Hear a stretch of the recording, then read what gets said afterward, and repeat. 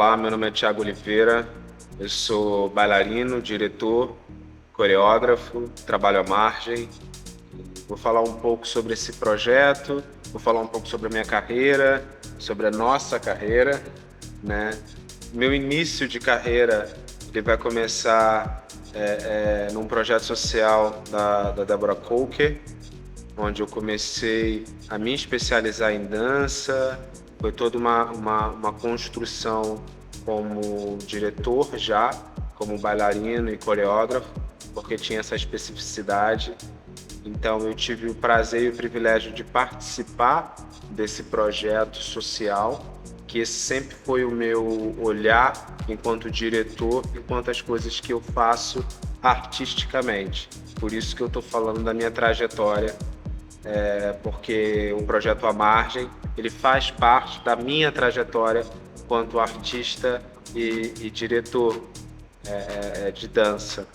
Então esse projeto foi muito importante na minha vida, onde eu tive o privilégio de trabalhar com diversos profissionais de diversas áreas, e aí eu começo a minha profissionalização dentro da arte em geral.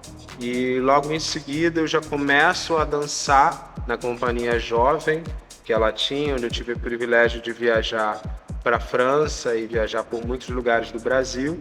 E foi aí que eu começo a minha trajetória como intérprete criador, como começar a pesquisar e aí entender os olhares dos corpos pretos em cena, a partir do momento que eu comecei a ver as companhias que não tinham tantos corpos assim pretos. Então isso foi muito importante para o início da minha carreira e para o meu olhar artístico. Em seguida, eu faço uma pausa e entro numa companhia chamada Lazo Companhia de Dança, que foi a primeira companhia que eu trabalhei com um diretor negro chamado Carlos Laerte. Foi uma companhia que foi muito importante para mim, porque foi um lugar de representatividade muito forte, que é até hoje, ele é a minha referência até hoje, é uma pessoa muito importante para mim, onde eu tive o privilégio de fazer o circuito palco giratório, onde eu fiz um circuito Sesc, onde eu consegui dançar em todos os estados do Brasil, e foi aí que eu comecei a amadurecer mais o meu olhar para o que era a dança fora do Rio de Janeiro e Europa. E eu comecei a entender como era a dança em outros cantos do Brasil. Isso foi muito importante também. E esse foi um movimento muito interessante que aconteceu na minha vida. Logo depois, eu inquieto como sou, fui para uma outra companhia chamada Renato Vieira Cia de Dança, que foi ali que eu trabalhei muito mais estética de bailarino clássico, da dança moderna, onde eu não tinha muita desenvoltura, mas foi importante também para eu poder trabalhar em outras áreas, saber e da movimentação. E como todo artista artista bailarino, artista independente no Brasil, eu em seguida comecei a trabalhar também no Balé da Cidade de Niterói. Então eu me dividia em duas companhias, porque na época a gente não recebia bem, na época é ótimo, mas nós não recebíamos bem, então eu tinha que trabalhar em duas companhias ao mesmo tempo. Então eu trabalhava no Balé da Cidade de Niterói na parte da manhã, e na parte da noite eu trabalhava com o Renato Vieira. E foi onde eu comecei a construir uma ideia de corpo, de movimento, de entender a cena, de entender o meu corpo cansado, como eu trabalhava com isso. E aí foi como eu consegui perceber a minha maturidade de direção, de entender como que meu corpo poderia estar em cena, mesmo cansado, trabalhando muito. Foi um momento muito importante para mim, aonde chegou um momento que eu já estava trabalhando muito e eu decido trabalhar em um único lugar, e foi aí que eu encontro o meu maravilhoso amigo Piquet, Thiago Piquet, meu produtor, e a gente inicia uma parceria que foi num solo chamado Vira-Lata, onde eu desenvolvo um solo pensando na relação dos moradores de rua, como seria esse corpo, como esse corpo é invisível, como a gente passa e não vê. Então eu fiz uma relação com um cachorro vira-lata que a gente passa e não dá muita bola, com os moradores de rua. Daí começa a minha parceria e a minha trajetória com o Thiago Piquet. Logo depois desse trabalho, eu fui convidado pelo SESC a montar um trabalho, que é desse trabalho que iremos falar, que é o trabalho chamado A Margem, que foi um trabalho muito importante para a gente, né? Tá sendo para a nossa trajetória. É um trabalho muito impactante. Tivemos o privilégio de ser indicado a um prêmio Seis Gran Rio como o melhor espetáculo, e o Bruno, um bailarino espetacular que dança crump, foi indicado a melhor bailarino. Então esse é um trabalho que tem um reconhecimento nacional muito interessante. E eu falei um pouco da minha trajetória, vou abrir um pouquinho para o Ti falar da trajetória dele, e a partir de então a gente começa a falar um pouco mais sobre o projeto A Margem, e a gente começa a entrar mais nesse viés. Tá ótimo. Eu sou o Thiago Piquet, né, como ele falou, produtor executivo do espetáculo A Margem. Eu sou formado, né, em produção cultural pela Universidade Federal Fluminense de Niterói. Atuo como produtor da Companhia de Balé da cidade de Niterói, onde eu conheci o Thiago na época que ele estava aqui como bailarino. E desde então a gente vem fazendo essa parceria de produções e de captação de recursos para os espetáculos, de inserir nossos projetos em editais e conseguir concorrer, né, a financiamentos que nos possibilitem realizar esses espetáculos. E hoje nós vamos falar do espetáculo A Margem, que nós estreamos em 2019.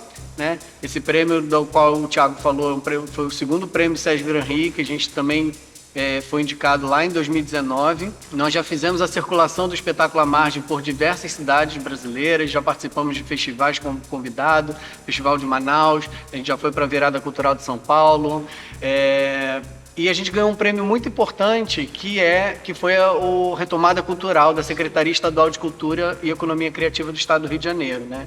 O Retomada Cultural nos permitiu levar o espetáculo À Margem para 3 cidades da região metropolitana do Rio de Janeiro, que foi Niterói, Maricá e São Gonçalo. Em Niterói a gente apresentou no Teatro da UF.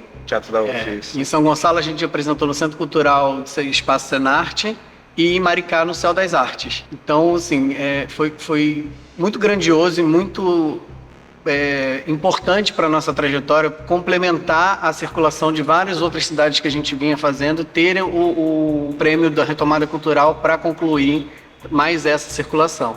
Para o ano que vem a gente já está com uma nova circulação prevista, através também do SESC, que vai nos presentear, ele já nos contemplou com o prêmio SESC, com o SARPA 2024, então estaremos novamente numa circulação. Eu queria que o Ti também falasse para a gente um pouco de como foi o processo de montagem do espetáculo À Margem, para vocês entenderem a parte artística, a equipe que compôs esse espetáculo. Eu acho que também seria importante a gente lembrar dessas pessoas e citá-las aqui. A Margem, ele surgiu de um questionamento que eu tinha em relação ao racismo, às violências que os nossos corpos vivem durante o dia a dia, e partiu de uma conversa com uma amiga chamada Fabiana Nunes, que ela trabalha na direção artística do balé da cidade de Niterói. E foi na época que eu estava trabalhando em Niterói também, e começamos a falar sobre isso e a dialogar sobre todas essas questões, e através de um convite do SESC nós decidimos abordar esse tema. E com isso a gente começou a pensar o que vamos fazer. Vai ser um solo, vai ser um dueto, vai ser um trio? E aí a gente começou, acho importante a gente colocar mais pessoas em cena, porque a gente tem certeza que essas pessoas pretas também passaram pela mesma situação que a minha. E a gente testou isso, foi muito interessante, porque nós chamamos uma mulher preta trans chamada Pod, um bailarino chamado Bruno Duarte, especialista em crump. Então nós chamamos essas duas pessoas e começamos a fazer um projeto, um processo, né, de contar as experiências que nós passamos de racismo. E aí a gente começou a perceber que era tudo muito igual. Parecia que a gente estava contando a mesma história. E aí a gente decidiu interferir isso, jogar isso para a cena e ver de que maneira a gente podia dialogar com isso. E em conjunto com a Fabiana, a gente começou a pensar na cena, a gente começou a pensar na história, em todo o movimento que aconteceu no Brasil, na venda dos escravos, na forma como eles eram vendidos, na forma como eles chegaram, a sexualização dos nossos corpos até hoje, sabe? E a gente pensou como a gente pega uma mulher preta, trans, e insere um espetáculo de dança onde esse corpo ele não pode nem estar em cena, sabe? Ele é um corpo que é estereotipado para prostituição, então a gente traz ela para a cena, coloca ela no centro da cena e ela que rege o trabalho. Então esse olhar foi um olhar muito importante para a gente, né, Ti? De colocar a Pod no meio, e a gente decidiu porque ela trabalha com música, ela é uma produtora musical, então ela conta, na verdade, a nossa história, né? Então a gente colocou uma mesa no meio, e dessa mesa a gente colocou como se fosse cordas que ligassem em duas cadeiras. Então é como se fosse uma história só, que partisse do meio. E quem teve essa idealização desse cenário foi o maravilhoso Pedro Flutti, que teve em parceria com a gente também, uma pessoa espetacular que teve esse olhar muito sincero e generoso quando a gente contou um pouco, né, desse trabalho. Eu acho importante falar também que a Pod, ela faz a música ao vivo, né? Um live set. Então ela está em cena produzindo a música ali, no momento presente. Então, assim, a gente não simplesmente chamou a Pod para fazer a trilha musical. Ela faz a música em cena. Então ela está atuante ali, regendo esses dois bailarinos, esses corpos ali que estão contando cada um a sua história, cada um o seu discurso, e ela traz o discurso musical dela, né? Assim como o Thiago traz a dança contemporânea e o Bruno traz o crump, estão os três apresentando ali os seus discursos na cena, ao vivo, tudo acontecendo no momento do espetáculo. E aí a gente decide, eu e a Fabiana, como é que a gente desenvolve esse projeto e como a gente brinca com essa... eu estou falando brincar com uma coisa que é muito séria, mas a gente pensava em fazer isso justamente para dar um susto em quem estava assistindo, porque o tipo de uma abordagem, quando a gente fala sobre racismo, já se transforma numa coisa muito pesada, muito down. Então, como a gente iria fazer com que como se a gente quisesse enganar a plateia, como se a gente quisesse constranger na risada. E foi assim que a gente pensou a primeira cena. A primeira cena é a Pod. A gente pensou num desfile do Brasil Fashion Week.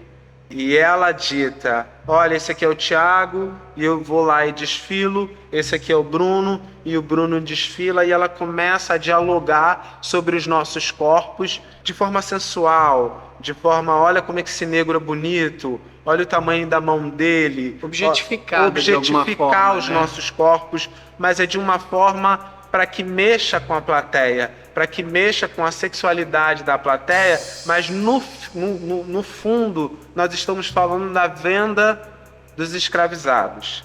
Do dente, da mão, da força, né, do corpo, da brutalidade. A gente começa a mostrar aos poucos a forma que os escravizados eles eram vendidos, o tipo que era, o tamanho da mão, o tamanho da perna, se tinha dente, se não tinha dente, se ia poder trabalhar na lavoura ou se ia ter que trabalhar dentro de casa. Então, nesse desfile, a gente começa a mostrar isso de forma muito irônica, e a plateia ela começa a perceber e a risada já começa a ficar um pouco sem graça. As pessoas já começam a ficar um pouco mais constrangidas porque elas vão percebendo, e a gente traz até os tempos atuais, porque ela pergunta se o Bruno sabe jogar capoeira, ela pergunta se eu sei sambar, ela pede para o Bruno rebolar, ela pergunta se eu sou bom de briga,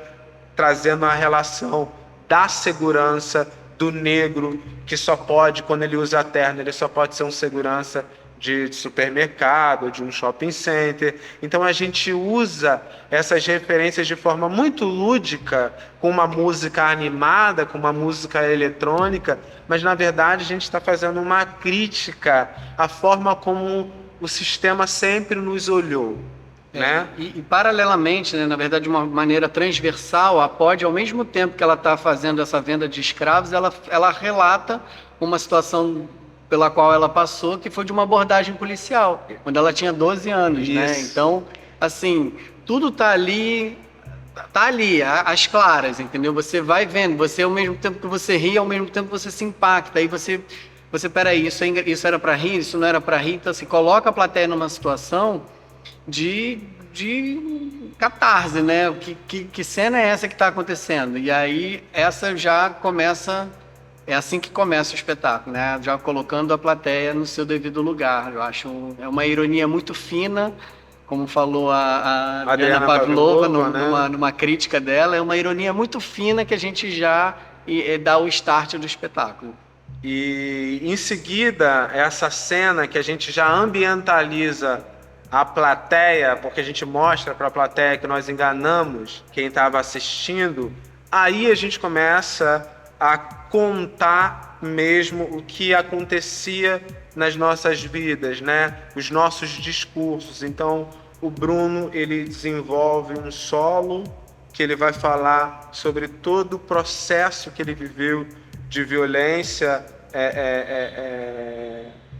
racial na vida dele, e é muito interessante porque o Bruno, ele é um artista muito forte, mas ele é muito amável, então ele mescla o corpo dele, uma movimentação muito leve, porque nós como negros, e quando a gente vai falar sobre algo que é muito pesado, geralmente a gente tende a fazer movimentos fortes, e o Bruno ele conseguiu me surpreender e surpreender a Fabiana, porque nesse momento ele conseguiu trazer movimentos muito leves, que não faz parte do crump que ele é especializado. Isso é muito interessante, trazer também esse discurso dele leve, esse corpo leve dele, de falar da trajetória dele. E logo depois eu entro e faço um dueto com ele, que é um dueto que a gente conversa, que é o dueto dos irmãos, que a gente se apoia, onde eu abraço ele e eu fico o tempo inteiro dando suporte a ele, enquanto ele está se movimentando, eu sou aquela pessoa que estou ali segurando ele com força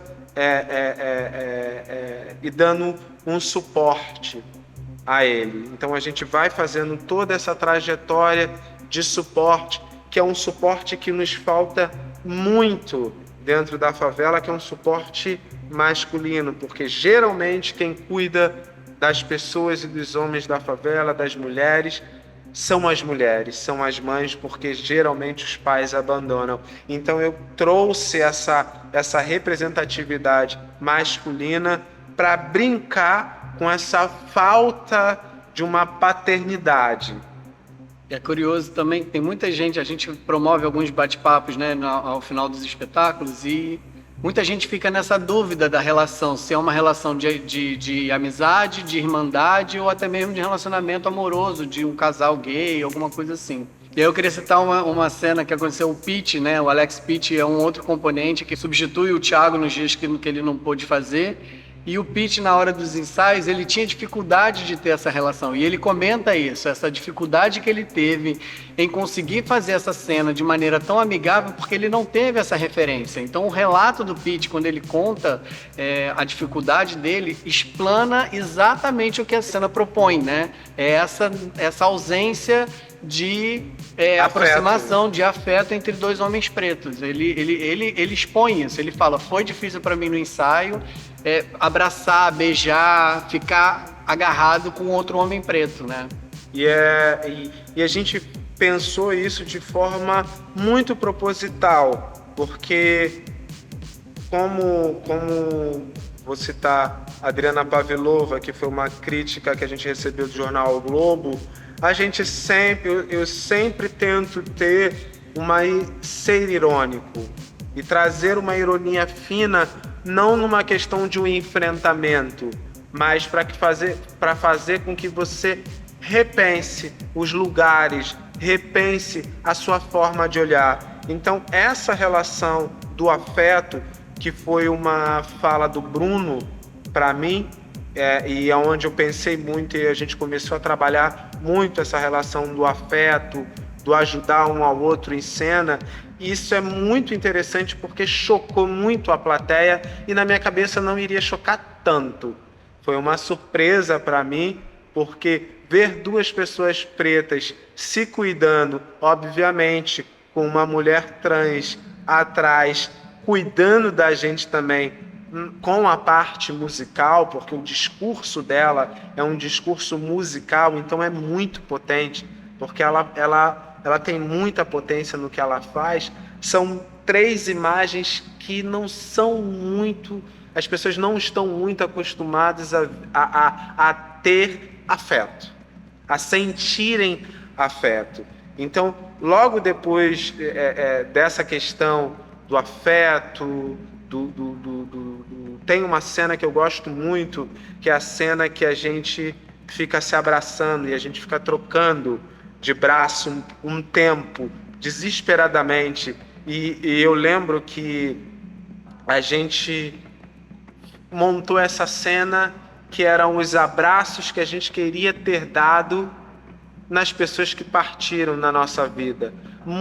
Eu perdi muitos amigos porque eles se tornaram traficantes, e o Bruno também, e a Pod também. Então essa cena do abraço desesperado era como se fosse o último abraço que eu daria num amigo que eu perdi, nessa problemática que a gente vive até hoje do racismo estrutural, sabe? Que ceifa as nossas vidas de maneira muito natural, sabe? E essa cena é uma cena muito importante para mim, é uma cena que eu particularmente gosto muito, porque essa é uma cena descarada de afeto e ao ponto que uma pessoa, eu acho que eu lembro na plateia, que falou que olha como é interessante essa relação de ver o nosso corpo preto se abraçando.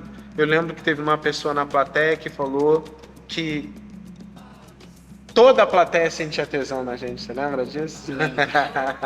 E a gente não estava falando sobre isso, a gente estava falando sobre as pessoas que a gente perdeu, mas a gente também sabe que o nosso corpo representa alguma coisa. O Vitor D'Olive, que é um professor doutorado, pós-doc, na Faculdade Federal da Paraíba, que ele me auxiliou muito, né, numa margem também, como a parte da escrita, toda uma parte por trás. Ele falava para mim, a sua imagem parada, ela já diz alguma coisa, Thiago, você não precisa fazer nada. Então eu comecei, junto com a Fabi, a analisar a minha imagem, a imagem do Bruno, a imagem do Pete, que entrou depois, e a imagem da Pod. O que a nossa imagem diz para o público?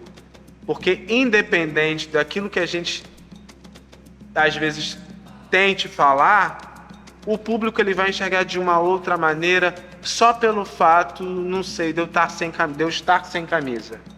E aí o discurso ele já acaba indo para um outro lugar. Isso é muito importante entender também. E tem algumas cenas, né, que vocês se apresentam, vocês se cruzam e simplesmente encaram a plateia, né? Esse sou eu, esse é meu corpo, estamos aqui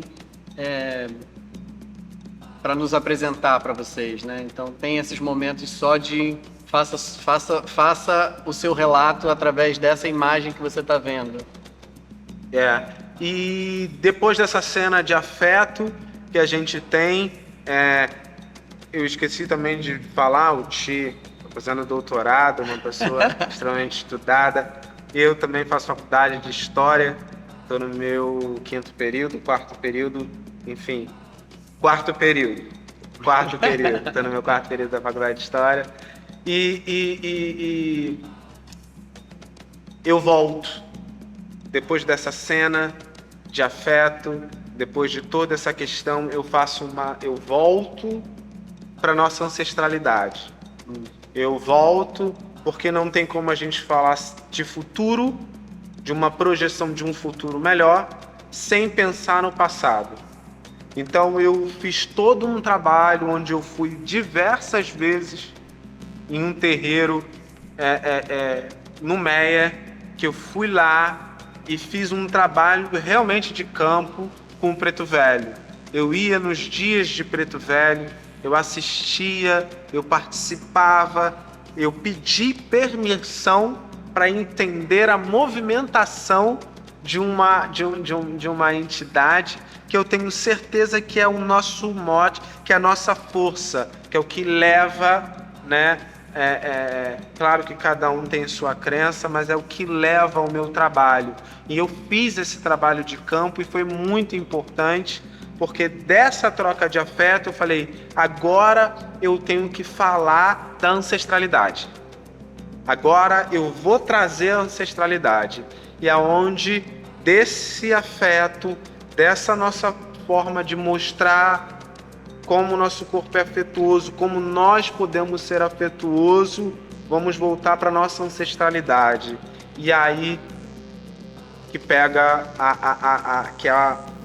que é a característica do trabalho, que a margem, para mim, ele representa um cachimbo, que é o cachimbo do Preto Velho. E aí é onde eu pego esse cachimbo, eu coloco o cachimbo, e eu não uso nenhum outro tipo de aparato, né? Eu não uso nenhuma roupa para tentar me transformar num Preto Velho, sabe? Mas eu coloco o cachimbo que foi abençoado pela Preta Velha, Maria Conga, que ela me deu, e eu coloco, e ali eu simplesmente tento fazer uma representatividade da energia dessa ancestralidade que nos permitiu chegar até aqui, que é um momento que eu acho interessante também para a peça, que aí eu volto e falo, nós estamos aqui, mas nós sabemos de onde nós viemos. Cenicamente, essa imagem, né, esse recorte do espetáculo, ele funciona como um intermezzo, né? Existe uma parte anterior, foram essas citadas, que é a venda dos escravos do mercado, que foram as cenas de afeto, que traz também muita imagem do que eles passaram, né, como cenas de racismo que eles passaram no seu dia a dia. E aí vem que eu chamo de um intermezzo, cenicamente eu chamaria de um intermezzo, que tem essa primeira fase, aí tem o intermezzo da ancestralidade e dá início a uma nova fase, sim, né, Ti?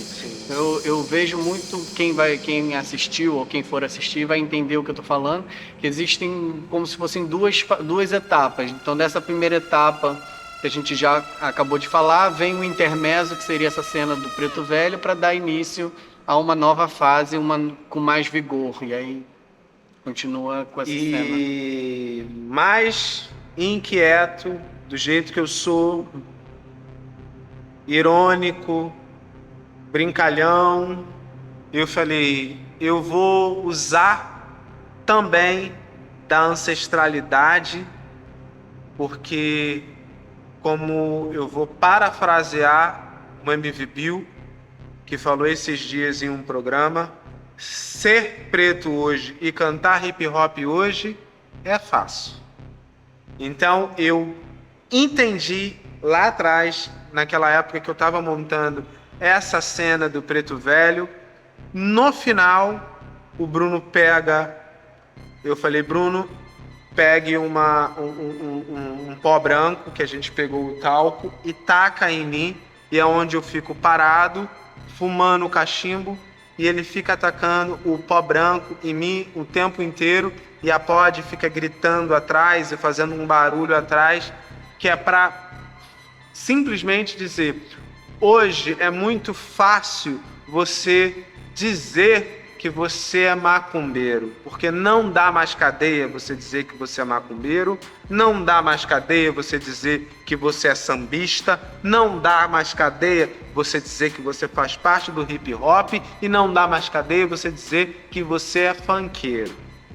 Então, eu comecei a dizer, hoje o processo de racismo ele é tão forte que aquilo que a gente constrói, que foi uma problemática muito grande lá atrás, que as pessoas morreram, a branquitude chega hoje e tenta embranquecer o que sempre foi preto, até a própria nossa ancestralidade. Querem transformar um preto velho numa senhora ou numa branca velha. Essa é a minha crítica mesmo. E aí ele começa a me tacar esse pó para eu mostrar. Obviamente que eu não estou criticando as pessoas brancas que frequentam terreiros. Não é sobre isso que eu estou falando. Estou falando sobre um sistema, sobre uma forma de olhar a coisa. Mas é uma crítica que eu decidi fazer a partir de muito estudo, a partir de um olhar muito criterioso. Eu falei, acho que não termina só nisso. Acho que precisa, junto com a Fabi, que me ajudou muito também, que é uma cabeça muito pensante. Hoje ela está fazendo mestrado, né? Está fazendo mestrado na Angel Viana, então uma pessoa estudada também, muito estudada. Então a gente dialogava muito e tentava entender muito como a gente poderia ser muito minucioso na nossa fala, né? Nos nossos gestos, em todas essas etapas. E depois eu saio, a pod fica tocando uma música sensacional, a gente troca de roupa rápido, na frente do público mesmo, e aí começa a nossa história de afeto através do baile funk.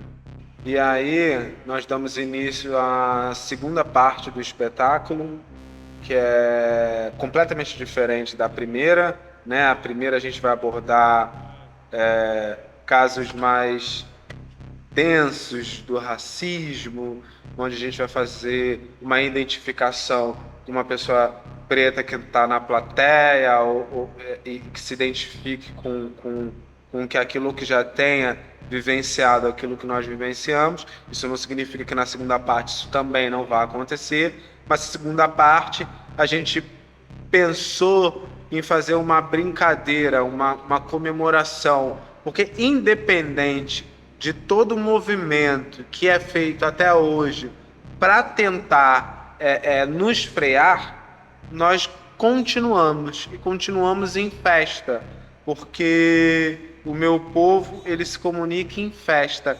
Então a segunda parte a gente desenvolve a cena como se fosse um baile funk. A música muda e a gente começa a fazer brincadeiras de baile funk. A gente pensou, agora trazendo à minha memória, algumas danças até do Claudinho e Bochecha, daquela coisa mais divertida, eu e o Bruno, onde a gente jogava, e a pod ela vai mesclando com a música. Então é como se a gente estivesse brincando, como se a gente estivesse tirando onda com toda essa questão que aconteceu com a gente.